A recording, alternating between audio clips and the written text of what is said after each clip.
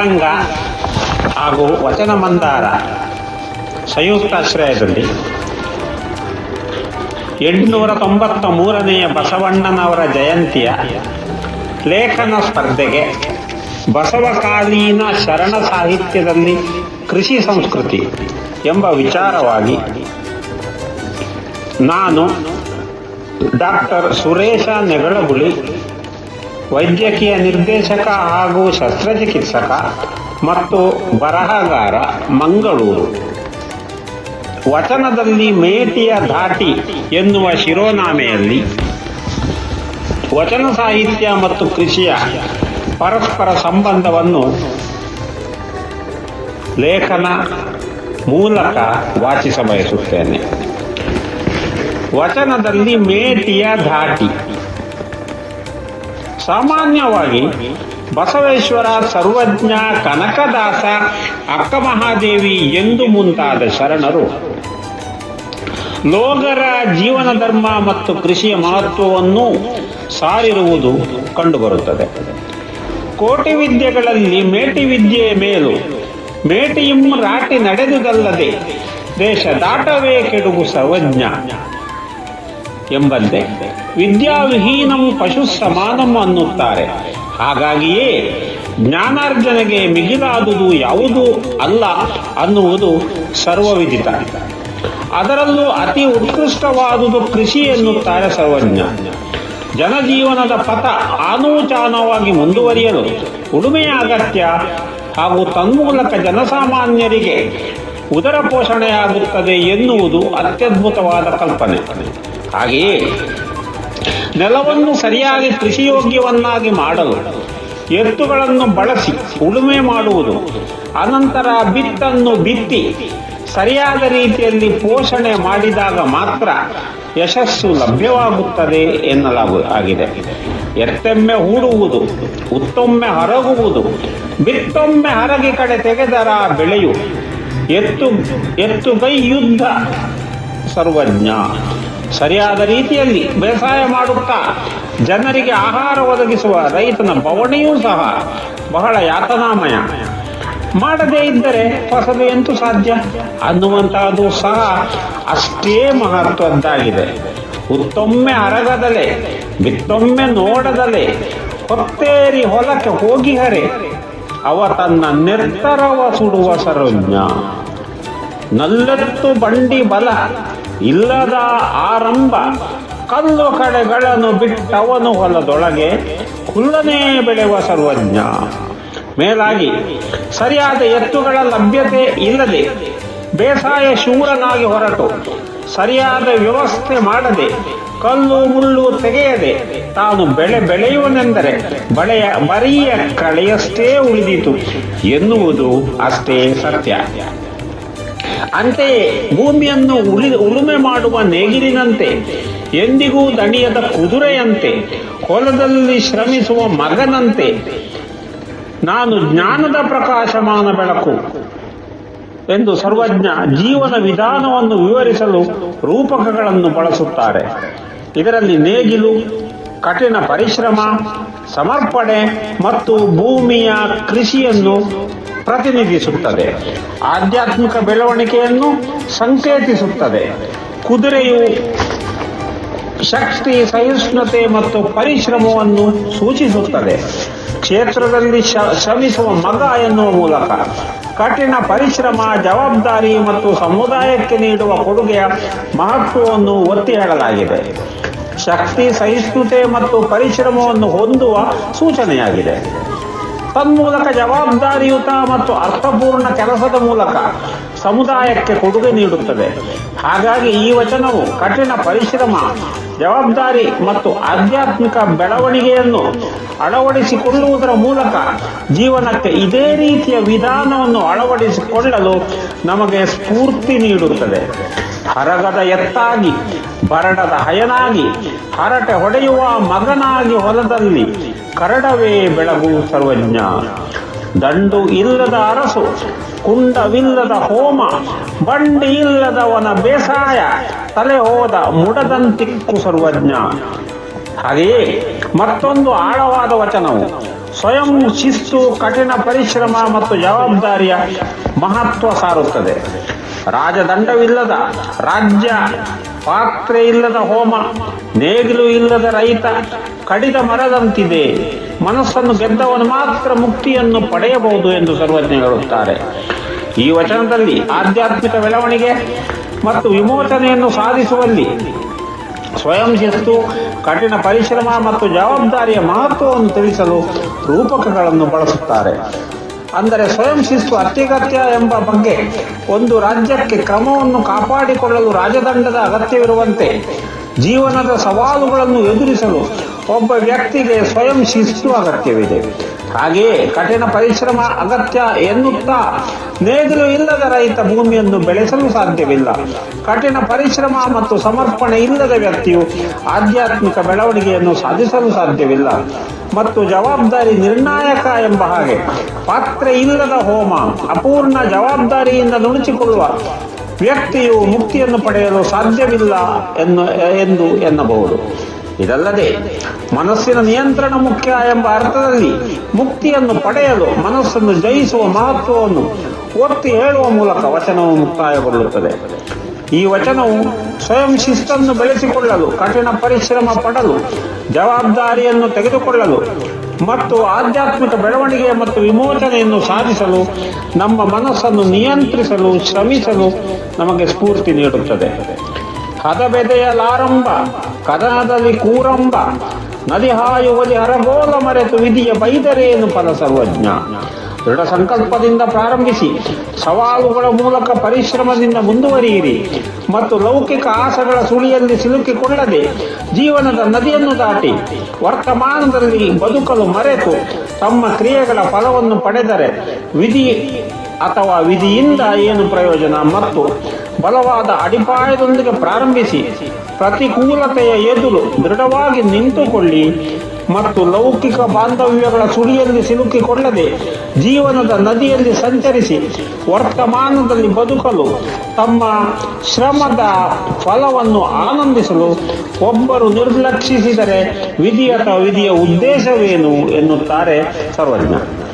ಬಲವಾದ ಅಡಿಪಾಯ ಮತ್ತು ಸ್ಪಷ್ಟ ಉದ್ದೇಶಗಳೊಂದಿಗೆ ಪ್ರಾರಂಭಿಸುವಿಕೆ, ಸವಾಲುಗಳು ಮತ್ತು ಪ್ರತಿಕೂಲತೆ ಎದುರು ದೃಢವಾಗಿ ನಿಲ್ಲುವುದು, ವರ್ತಮಾನದಲ್ಲಿ ಬದುಕುವುದು, ಲೌಕಿಕ ಆಸೆಗಳು ಮತ್ತು ಬಾಂಧವ್ಯದಲ್ಲಿ ಸಿಲುಕಿಕೊಳ್ಳದೆ ಜೀವನದ ನದಿಯಲ್ಲಿ ಸಾಗುವುದು, ಒಬ್ಬರ ಕ್ರಿಯೆಗಳ ಫಲವನ್ನು ಪಡೆಯುವುದು, ಒಬ್ಬರ ಪ್ರಯತ್ನಗಳು ಮತ್ತು ಶ್ರಮದ ಪರಿಣಾಮಗಳನ್ನು ಆನಂದಿಸುವುದು ಎನ್ನುತ್ತಾ ಬಲವಾದ ಅಡಿಪಾಯವನ್ನು ಬೆಳೆಸಲು, ಸವಾಲುಗಳ ಮೂಲಕ ಪರಿಶ್ರಮಿಸಲು ಮತ್ತು ವರ್ತಮಾನದ ಕ್ಷಣದಲ್ಲಿ ಬದುಕಲು ನಮ್ಮ ಕ್ರಿಯೆಗಳ ಫಲವನ್ನು ಕೊಯ್ಯಲು ಪ್ರೇರೇಪಿಸುತ್ತದೆ. ಹಾಗೆಯೇ ಬೆಕ್ಕು ಮನೆಯಳು ಲೇಸು, ಮುಕ್ಕು ಕಂದಿಗೆ ಲೇಸು, ನಕ್ಕು ನಗಿಸುವ ನುಡಿಲೇಸು ಊರಿಂಗೆ, ಒಕ್ಕಲಿಗ ಲೇಸು ಸರ್ವಜ್ಞ. ಸೋಮಾರಿ ವ್ಯಕ್ತಿ ತನ್ನ ಕುಟುಂಬಕ್ಕೆ ಹೊರೆ, ದುರ್ಬಲ ವ್ಯಕ್ತಿ ಸಮುದಾಯಕ್ಕೆ ಹೊರೆ, ಸುಳ್ಳು ಮಾತನಾಡುವ ವ್ಯಕ್ತಿ ಇಡೀ ಪಟ್ಟಣಕ್ಕೆ ಹೊರೆ, ಎಲ್ಲದಕ್ಕಿಂತ ದೊಡ್ಡ ಹೊರೆ ಎಂದರೆ ತನಗೆ ತಾನೇ ಹೊರೆ ಎನ್ನುತ್ತಾನೆ ಸರ್ವಜ್ಞ. ಆಲಸ್ಯ ಮತ್ತು ಸೋಮಾರಿಯಾಗಿರುವ ವ್ಯಕ್ತಿ ತನ್ನ ಕುಟುಂಬದ ಮೇಲೆ ಭಾರ, ದುರ್ಬಲ ಮತ್ತು ಪರಿಣಾಮಕಾರಿಯಾಗಿರುವ ವ್ಯಕ್ತಿ ಸಮುದಾಯದ ಮೇಲೆ ಭಾರ ಮತ್ತು ಮೋಸದಿಂದ ಮಾತನಾಡುವ ವ್ಯಕ್ತಿ ಇಡೀ ಪಟ್ಟಣದ ಮೇಲೆ ಭಾರ. ಆದರೆ ಎಲ್ಲಕ್ಕಿಂತ ದೊಡ್ಡ ಹೊರೆ ಎಂದರೆ ತನ್ನ ಆತ್ಮದ ಮೇಲೆ ಭಾರವಾಗಿರುವವನು ಎನ್ನುತ್ತಾರೆ ಸರ್ವಜ್ಞ. ಒಟ್ಟರ್ಥದಲ್ಲಿ ಒಬ್ಬರ ಕುಟುಂಬ ಮತ್ತು ಸಮುದಾಯವನ್ನು ನೋಡಿಕೊಳ್ಳುವುದು, ಸತ್ಯವಾಗಿ ಮಾತನಾಡುವುದು ಮತ್ತು ಪ್ರಾಮಾಣಿಕವಾಗಿರುವುದು, ಒಬ್ಬರ ಸ್ವಂತ ಸಾಮರ್ಥ್ಯ ಮತ್ತು ದೌರ್ಬಲ್ಯಗಳನ್ನು ಗುರುತಿಸುವುದು ಎಂಬ ಹಾಗಿದೆ. ಈ ವಚನವು ನಮ್ಮ ಸ್ವಂತ ಕ್ರಿಯೆಗಳು ಮತ್ತು ಅವು ನಮ್ಮ ಮೇಲೆ ಮತ್ತು ಇತರರ ಮೇಲೆ ಬೀರುವ ಪ್ರಭಾವದ ಬಗ್ಗೆ ಚಿಂತಿಸಲು ಮತ್ತು ಜವಾಬ್ದಾರಿಯುತ, ಪ್ರಾಮಾಣಿಕ ಮತ್ತು ಸ್ವಯಂ ಅರಿವುಳ್ಳ ವ್ಯಕ್ತಿಗಳಾಗಿರಲು ಶ್ರಮಿಸಲು ನಮ್ಮನ್ನು ಪ್ರೇರೇಪಿಸುತ್ತದೆ. ತರುಕರವು ಇರದೂರು ನರಕ ಭಾಜನ ಮಕ್ಕು, ತರುಕರುಂಟಾದ ಋಣಲುಂಟು ಜಗವೆಲ್ಲ, ತರುಕರವೇ ದೈವ ಸರ್ವಜ್ಞ. ಒಂದು ಆಳವಾದ ವಚನ. ಕರ್ಮ ವೃಕ್ಷಗಳು, ಕ್ರಿಯೆಗಳು ಇತರ ಜಗತ್ತಿನಲ್ಲಿ ಪರಲೋಕದಲ್ಲಿ ಬೇರುಗಳನ್ನು ಹೊಂದಿರುವುದಿಲ್ಲ, ಆದರೆ ಅದರ ಫಲಗಳನ್ನು ವಂಶಸ್ಥರು ಆನಂದಿಸುತ್ತಾರೆ. ಕರ್ಮ ವೃಕ್ಷವು ಅಸ್ತಿತ್ವದಲ್ಲಿದ್ದರೆ ವಿಶ್ವವು ಅಸ್ತಿತ್ವದಲ್ಲಿದೆ.